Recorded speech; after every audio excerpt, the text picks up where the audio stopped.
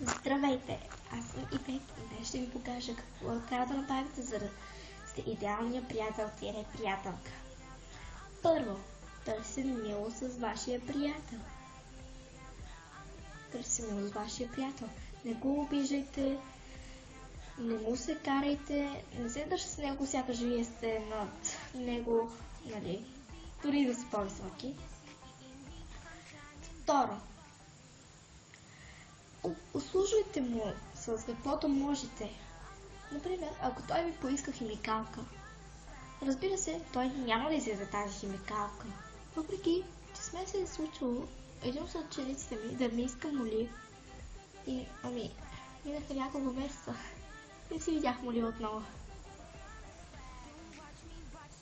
Живот. Но приятелите обикновено винаги ще ви върнат взетото.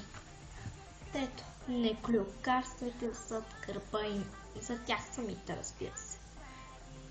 Но в главата, разбира се, може да клюкарствате за някакви други момичета, деца, така нататък. Четвърто.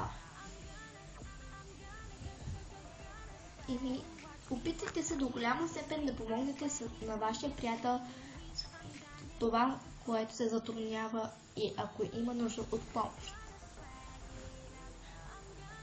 Пето. Опитайте се да разберете вашия приятел. Ако не го разбират, ако той преживява един странен период, вие не му се ядосвайте. Опитайте се да го разберете и разберете, че има лични проблеми, може би, и затова е малко стеснителен и се държи малко странно. Вие го разберете. Няма как да останете завинаги така. Пак ще си върне старата усмивка. Това беше от мен. Дръжте се мило и приятно с приятелите си. Не ги оставяйте тук така. Това беше от мен. Довиждане!